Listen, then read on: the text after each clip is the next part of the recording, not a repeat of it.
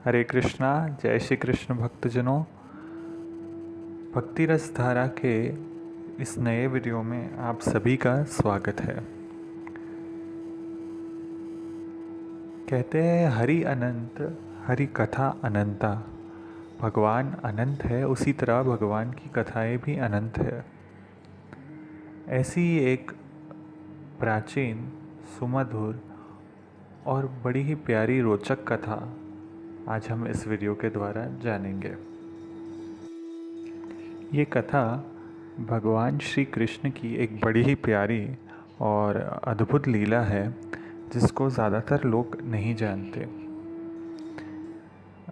तो मित्रों, ये जो अर्जुन और कर्ण का जो युद्ध था, द्वंद्व था, जो शत्रुता थी, वो कोई महाभारत काल की नहीं थी। वो प्राचीन काल से चली आ रही थी, उनके पूर्व जन्मों से चली आ रही थी। ये कथा उसी के बारे में है। ये कथा में हम जानेंगे कि कैसे पूर्व जन्म में अर्जुन और कर्ण ने द्वंद्व युद्ध किया था, और इस युद्ध में भगवान श्री कृष्ण ने भी भाग लिया था। और अर्जुन और कृष्ण के होते हुए भी कर्ण को तभी वो हरा नहीं पाए थे, उसको मार नहीं पाए थे। इसीलिए उनको दूसरा जन्म लेना पड़ा और महाभारत में वो कार्य संपन्न करना पड़ा। तो ऐसा क्यों हुआ था कि कृष्ण और अर्जुन के होते हुए भी कर्ण को हराया नहीं गया? ये एक वरदान की वजह से हुआ। तो आइए इसको विस्तार से जानते हैं इस कथा द्वारा। महाभारत से अत्यंत प्राचीन काल में एक सहस्त्रकवची नाम का दैत्य हुआ। उसने ब्रह्मा जी को प्रसन्न करके, उनकी तपस्या करके उनसे एक वरदान प्राप्त किया, और वरदान के द्वारा ये कोशिश की कि वो मृत्यु पर विजय प्राप्त कर ले। हालांकि जब ब्रह्मा जी ने उसको सीधे सीधे मृत्यु पर विजय का वरदान नहीं दिया, तब उसने बड़ी ही चालाकी से ब्रह्मा जी से ये वरदान मांग लिया कि मुझे आप सहस्त्र कवच यानी कि 1000 कवच का वरदान दीजिए। वो ऐसे कवच होने चाहिए जो निरंतर मेरे शरीर पे रहे, मेरी शरीर की रक्षा करे, और कोई 1000 वर्ष तक युद्ध करे मेरे साथ, तो एक कवच टूट जाए,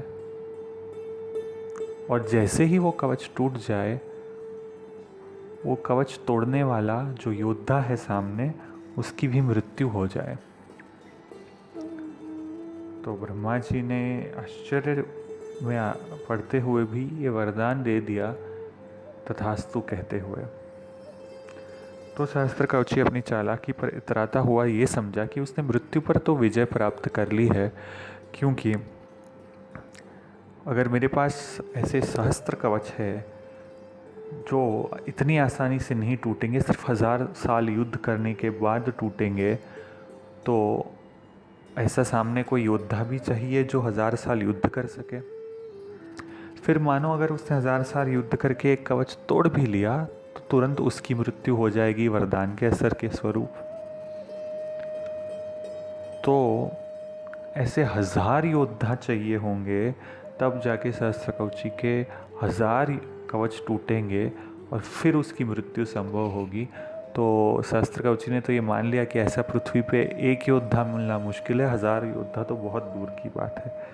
तो अपने वरदान में मदान्त होके और अपने बुद्धि की चालाकी पे इतराता हुआ, वो सभी लोगों को त्रास देते हुए पृथ्वी पे और तीनों लोकों में घूमने लगा।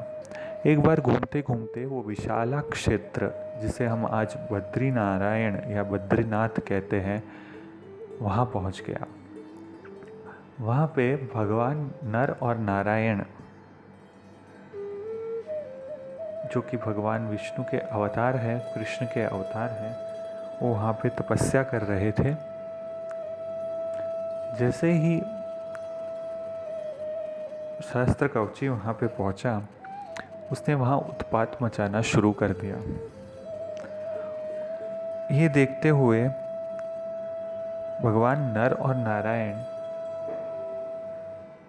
उनकी तपश्चर्या में बाधा पहुंची। उन्होंने उठ के देखा तो जाना कि ये दैत्य बहुत ही प्रचंड शक्ति के साथ उत्पात मचा रहा है, इस वजह से उनको तपश्चर्या में बाधा पहुंच रही है। तब भगवान नर और नारायण ने उस सहस्त्र कवची को ललकारते हुए ये कहा कि क्यों निर्जीव वस्तु पे, क्यों मुख पशुओं पे, क्यों कमज़ोर व्यक्तियों पे अपना उत्पात चलाता हो। अगर तुम्हें अपनी शक्ति का प्रदर्शन ही करना है तो अपने समान कोई योद्धा से जाके लड़ो।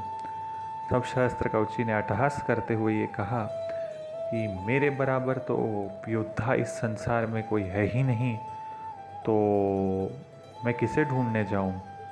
आप अगर आप भी युद्ध करके आजमाना चाहते हो तो कर लो, पर आप तो दिखते तपस्वी हो, आप क्या युद्ध करोगे मेरे साथ। तब भगवान नर और नारायण ने अपने तपोबल से एक सुंदर धनुष और बाण का निर्माण किया, जिसके साथ भगवान नारायण शस्त्र कवची से युद्ध करने लगे। ये युद्ध 1000 वर्ष चला मित्रों, और उस समय भगवान नर 1000 वर्ष तक तप करने लगे। यानी भगवान नारायण शस्त्र कवची से लड़ रहे हैं और भगवान नर तप में लीन हो गए हैं। और शस्त्र कवची भी भगवान नारायण के साथ युद्ध में तल्लीन हो गया था, इसलिए वो कोई उत्पात नहीं मचा पाया, ताकि इसलिए भगवान नर के तपश्चर्या में कोई बाधा भी नहीं पहुंची।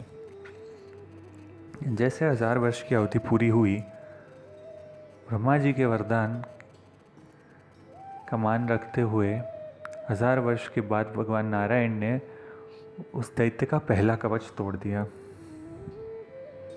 जैसे ही तोड़ा, भगवान नारायण की मृत्यु हो गई। ये कहे लीला मात्र में उन्होंने मृत्यु का स्वांग कर लिया, क्योंकि भगवान नारायण तो कभी मृत हो ही नहीं सकते, उनको मृत्यु कभी आ ही नहीं सकती। ये तो लीला मात्र के लिए उन्होंने ब्रह्मा जी के वरदान को मान देने के लिए ऐसी मधुर लीला दिखाई, जिसमें भक्तजन मोहित हो जाते हैं। उसी समय 1000 वर्ष की तपस्या करके भगवान नर जाग गए और उन्होंने अंजलि में पानी भरते हुए ये संकल्प किया कि 1000 वर्ष की जो मेरी तपश्चर्या का फल है, उसके फल स्वरूप भगवान नारायण जो युद्ध में ब्रह्मा जी के वरदान के कारण मारे गए हैं, वो पुनः जीवित हो जाए। जैसे ही उन्होंने अपनी अंजलि से पानी छोड़ा, वैसे ही भगवान नारायण पुनः जीवित हो गए। और इस बार भगवान नर ने शस्त्र कवची से युद्ध करना शुरू किया। और उस समय भगवान नारायण तप करने बैठ गए। फिर 1000 वर्ष की वो पूरी चक्र फिर से दोहराया गया और इस बार भगवान नर ने शस्त्र कवची का दूसरा कवच तोड़ दिया और उसके फलस्वरूप वो मारे गए। और भगवान नारायण तप करके जागे और फिर उन्होंने अंजलि से पानी छोड़ते हुए अपने तपश्चर्या का फल भगवान नर को देते हुए उनको सजीव कर दिया। और फिर भगवान नारायण पुनः शस्त्र कवची से युद्ध करने लगे और भगवान नर तपश्चर्या में लीन हो गए। ऐसे बारी बारी युद्ध करते हुए नर और नारायण भगवान उस दैत्य के एक एक कवच को तोड़ने लगे और अपने तप के फल स्वरूप एक एक बार जब उनकी मृत्यु हो जाती थी, अपने भाई यानी भगवान नर या भगवान नारायण एक दूसरे को सजीव करने लगे। ऐसे करते करते करते जब उस दैत्य के 999 कवच टूट गए और सिर्फ एक कवच शेष रह गया, तब वो दैत्य बड़ा घबराया। वो अपनी बुद्धि पे जो बहुत इतराता था कि ऐसे कहाँ से योद्धा आएंगे जो मेरे कवच को तोड़ ले 1000, तो उसने देखा कि नर और नारायण ने अपने तप के बल से बारी बारी युद्ध करते हुए इसके 999 कवच तो गिरा दिए हैं, अब सिर्फ एक कवच बचा है। अब वो दैत्य इतना घबरा गया कि वो रणभूमि छोड़ के सीधा सूर्यलोक में चला गया। सूर्यलोक में जाके उसने भगवान सूर्य का आश्रय किया और वहीं रहने लगा। चूँकि वो युद्ध से भाग गया था और पृथ्वी पे अब उत्पात नहीं मचा रहा था, इसलिए भगवान नर और नारायण ने उसको वहाँ से जाने दिया।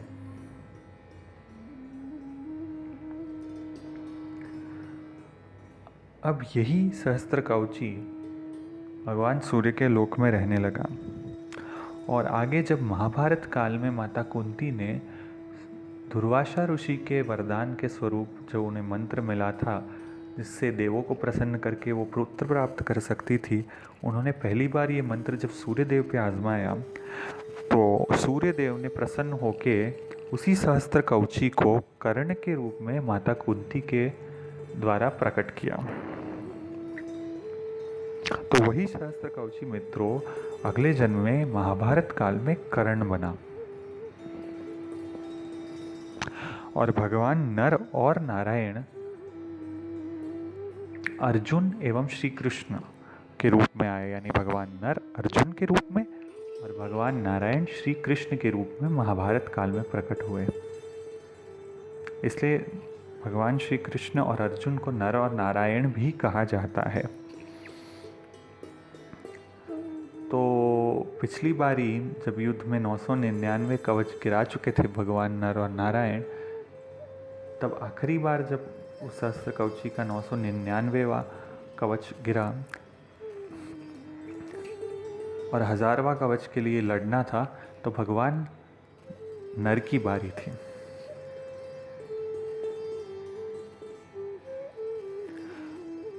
तो इस बार भी उसी क्रम को आगे बढ़ाते हुए अर्जुन जी ने महाभारत में उसके साथ युद्ध किया। हालांकि इंद्रदेव की कृपा से इस बार वो जो 1000वां कवच था, आखिरी वह कवच था, वो उस पे नहीं था, वरना अर्जुन जी को 1000 साल युद्ध करके उस कवच को तोड़ना पड़ता। पर इंद्रदेव ने पहले ही कर्ण से वो कवच ले लिया था, इसलिए अर्जुन जी को ज़्यादा तकलीफ़ नहीं हुई उसके कवच को तोड़ने में। हालांकि फिर भी घनघोर युद्ध के बाद आप सब जानते हैं कि श्री कृष्ण के कहने पर अर्जुन जी ने कर्ण को, जब वो रथ के नीचे अपना पहिया निकालने के लिए उतरा था, तब उस पर दिव्यास्त्र का वार करके कर्ण का वध कर दिया।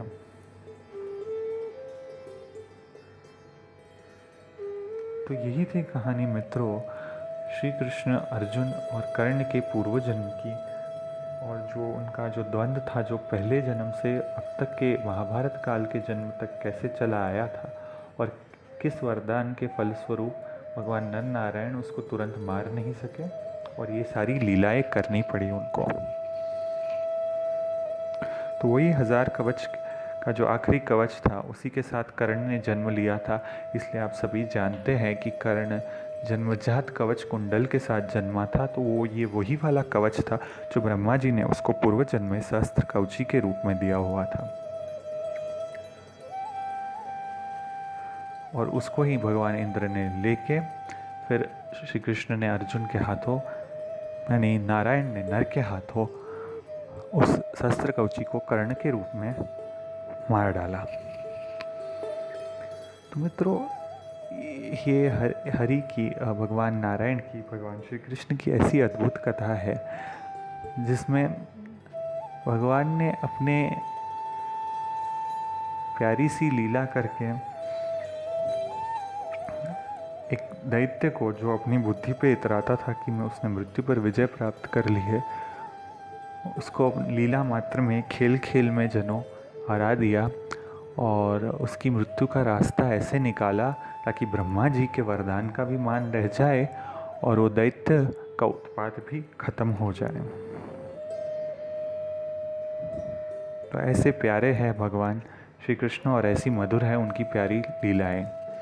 तो इसी के साथ मित्रों इस वीडियो में आपसे विदा लेता हूँ।